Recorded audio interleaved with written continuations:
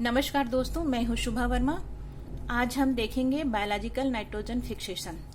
Atmosphere में nitrogen gas लगभग 78% पाई जाती है, परंतु एटमॉस्फेयर में पाए जाने वाले नाइट्रोजन के बीच ट्रिपल कोवैलेंट बॉन्ड होता है और पौधों के लिए एनर्जेटिकली यह संभव नहीं होता है कि वो डायरेक्ट एटमॉस्फेयर से नाइट्रोजन ग्रहण कर सके। तो इस तरह से जो एटमॉस्फेरिक नाइट्रोजन होती है पौधों के लिए अनुपलब्ध होती है या अनअवेलेबल होती है। पौधे अपने जड़ों के द्वारा मिट्टी में नाइट्रोजन का अवशोषण करते हैं और मिट्टी में नाइट्रोजन की यह मात्रा फिक्स्ड फॉर्म में पौधों द्वारा ली जाती है। यह फिक्स्ड फॉर्म नाइट्रेट, नाइट्राइट या फिर अमोनिया के रूप में हो सकता है। नाइट्रेट और नाइट्राइट नाइट्रोजन के ऑक्साइड्स होते हैं, जबकि अमोनिया नाइट्रोजन का रिड्यूस्ड फॉर्म होता है। नेचर में नाइट्रोजन फिक्सेशन दो प्रकार से होता है, एक है फिजिकल नाइट्रोजन फिक्सेशन और दूसरा है बायोलॉजिकल नाइट्रोजन फिक्सेशन।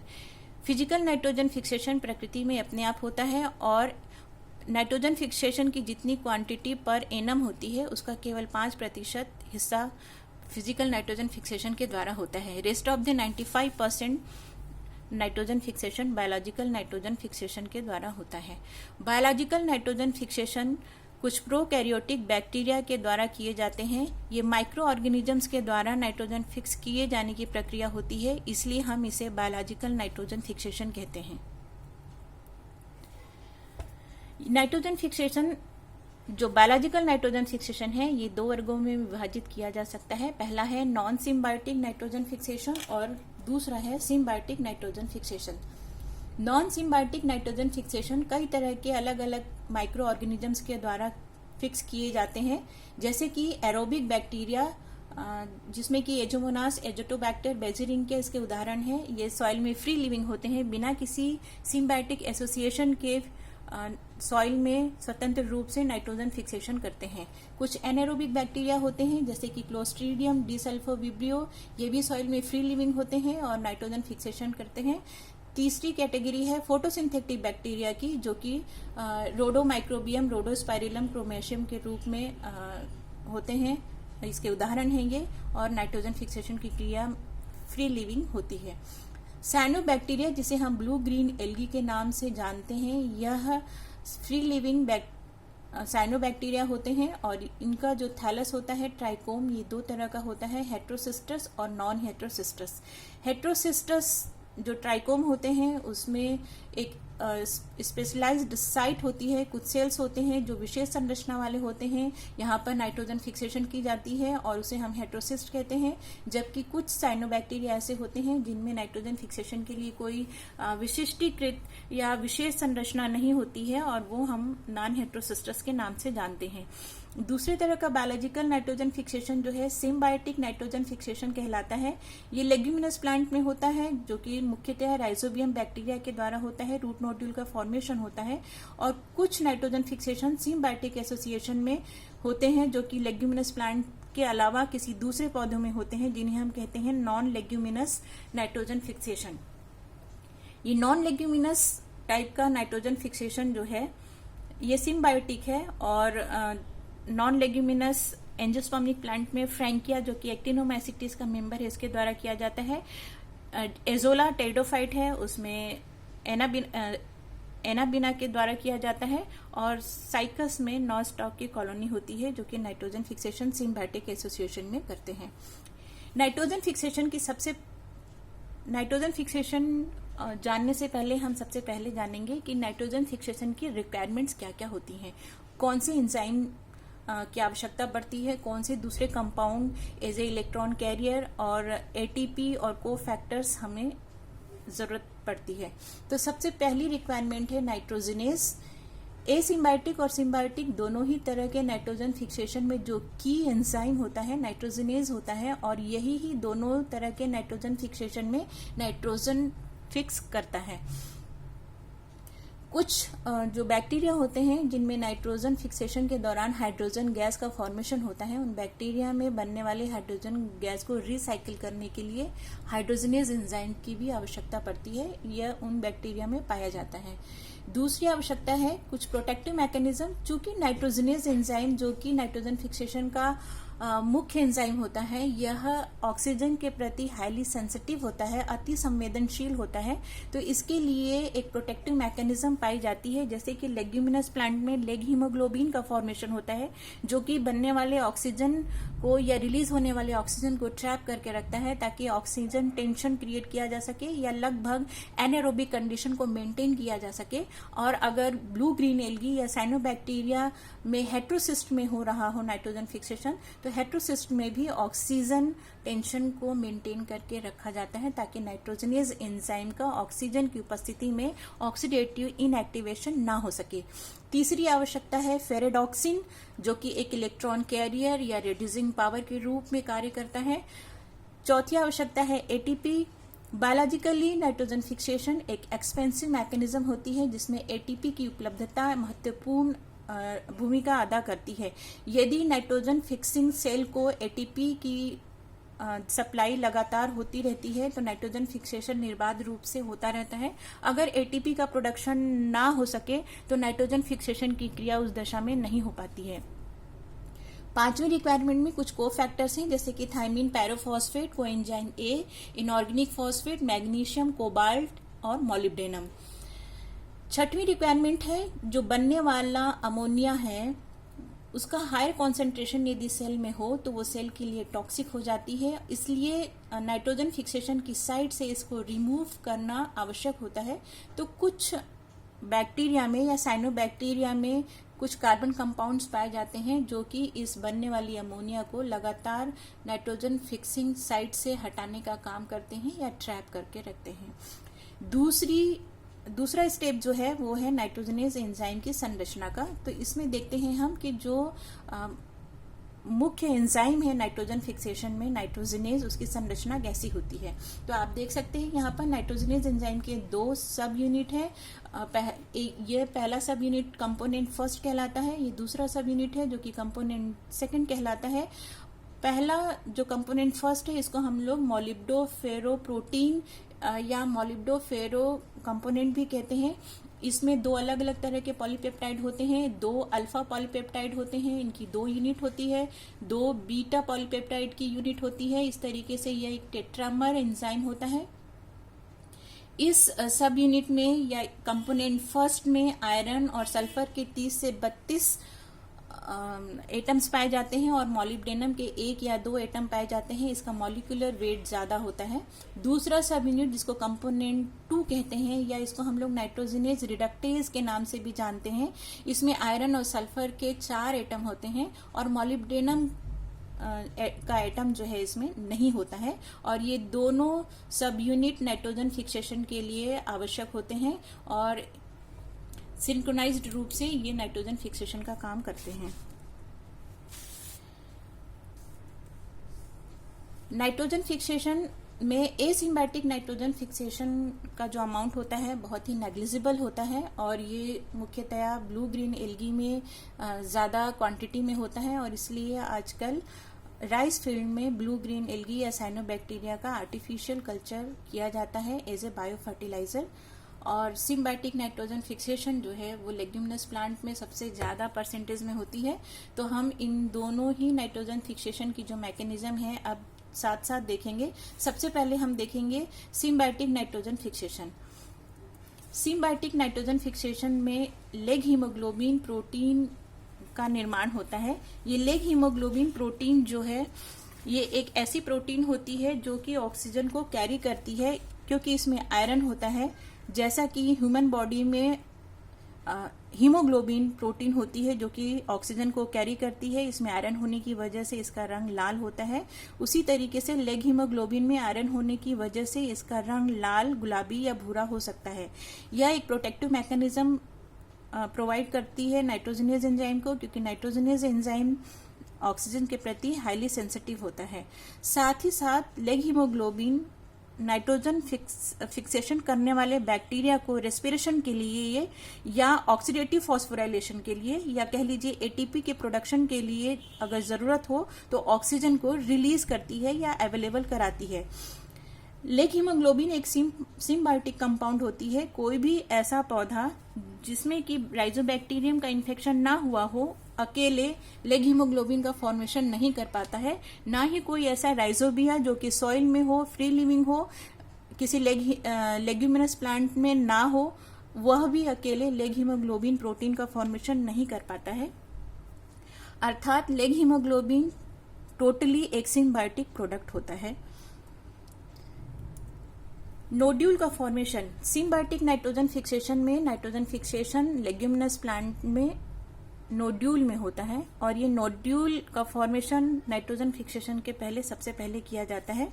ये जो नोड्यूल का फॉर्मेशन होने की एक प्रक्रिया है, उस प्रक्रिया पे हम एक बार चर्चा कर लेते हैं। सबसे पहले जो होस्ट प्लांट होता है वह अपने रूट से एक केमिकल सिक्रीट करता है जिसको हम लोग कहते हैं पॉलीगैलेक्टोयूरोनेज, और ये पॉलीगैलेक्टोयूरोनेज जो केमिकल है इसकी मदद से सराउंडिंग में जो राइजोबियम बैक्टीरिया हैं उनमें मल्टीप्लिकेशन होता है और उनकी संख्या में वृद्धि होती है।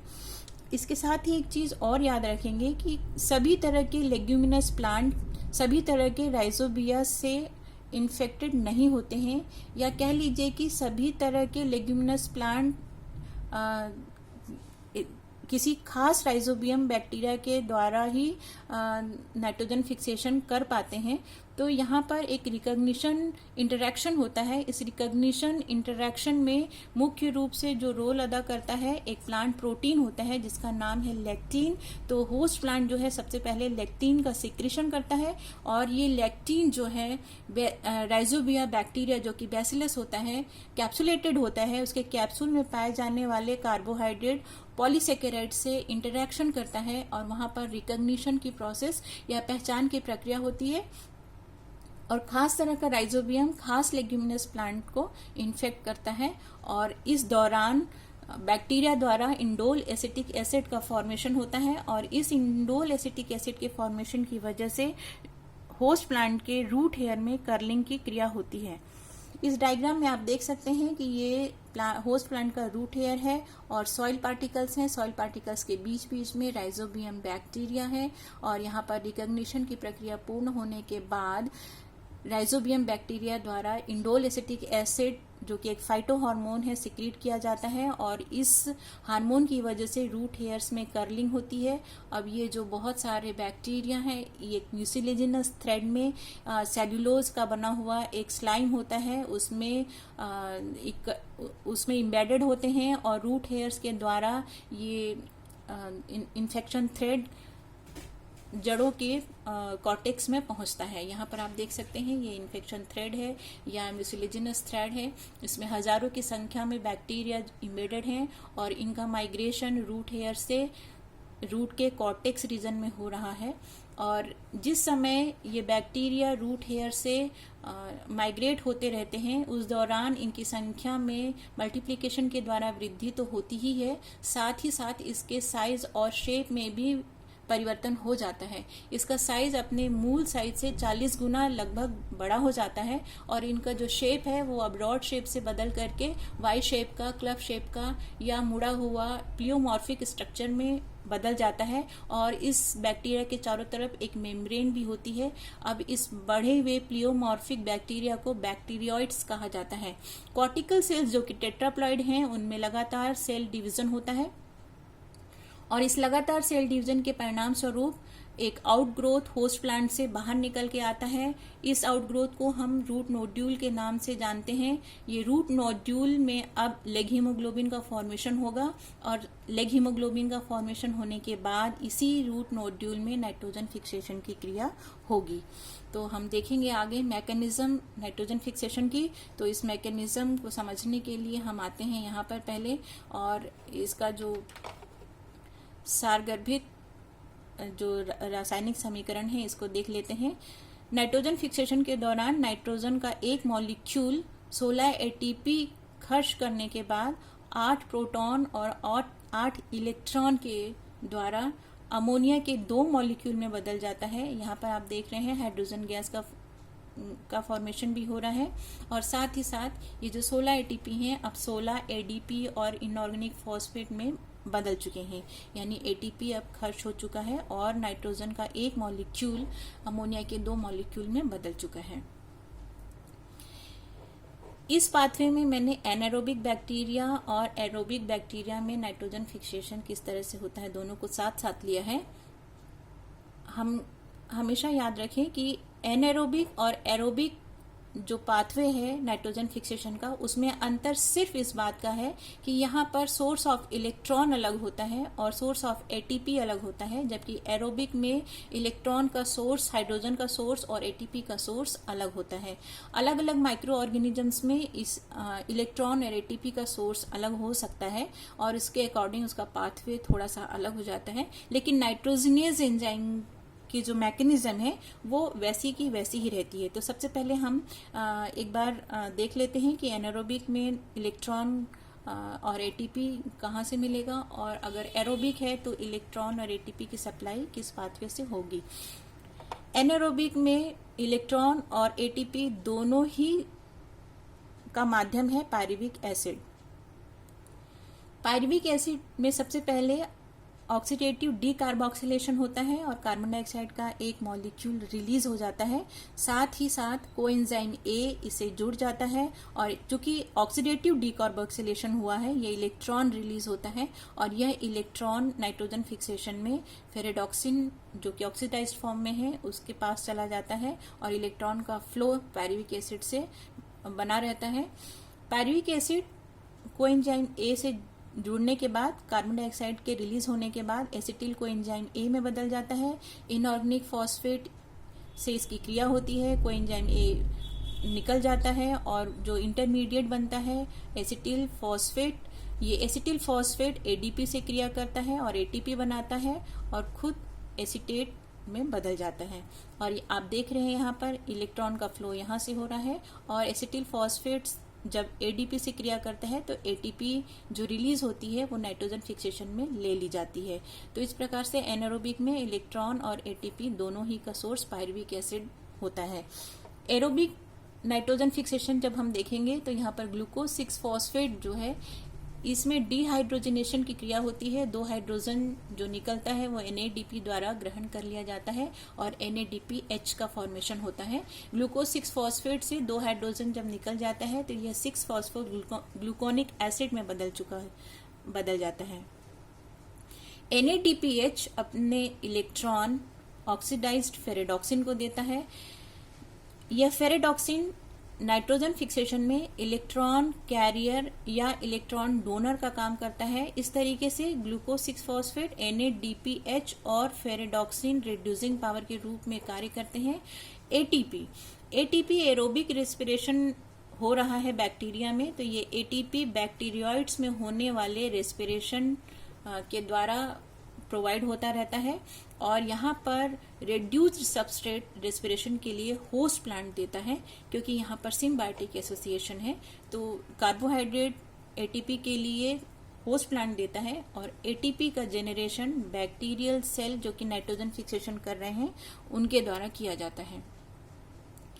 तो सबसे पहले मैकेनिज्म में हम देखते हैं कि फेरेडॉक्सिन जो कि ऑक्सीडाइज्ड है NADPH या पायरुविक एसिड से इलेक्ट्रॉन लेने के बाद रिड्यूस्ड फॉर्म में बदल जाता है और यह रिडक्शन एरोबिक नाइट्रोजन फिक्सेशन में NADPFD ऑक्सीडो रिडक्टेज एंजाइम की सहायता से होती है।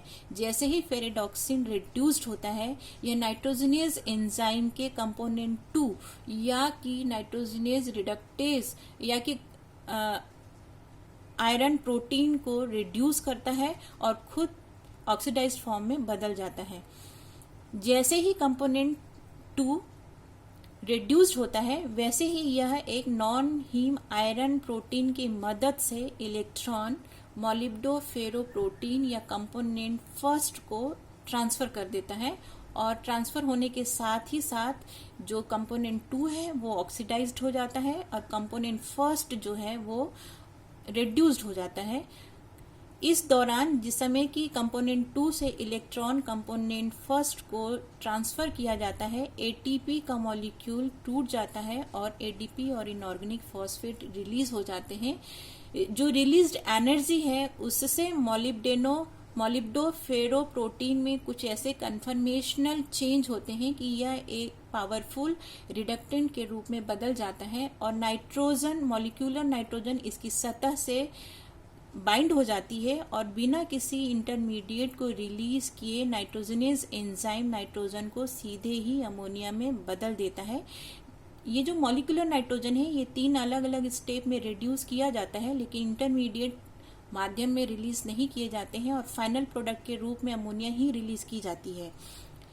कुछ पौधों में ये जो बनी हुई अमोनिया है इसको यहाँ से हटाने के लिए कुछ कार्बनिक कंपाउंड पाए जाते हैं, जैसे कि साइनोबैक्टीरिया में ग्लूटामेट सेल में होता है जहां पर नाइट्रोजन फिक्सेशन हो रहा है। ये ग्लूटामेट अमोनिया से मिलने के बाद ग्लूटामाइन बनाता है। यह ग्लूटामाइन वेजिटेटिव सेल में चला जाता है, एमिनो एसिड, पॉलीपेप्टाइड और प्रोटीन के द्वारा ये अलग पाथवे में चला जाता है। और इस तरीके से आप देख रहे हैं कि नाइट्रोजन फिक्सेशन एनारोबिक और एरोबिक बैक्टीरिया में किस तरीके से होता है।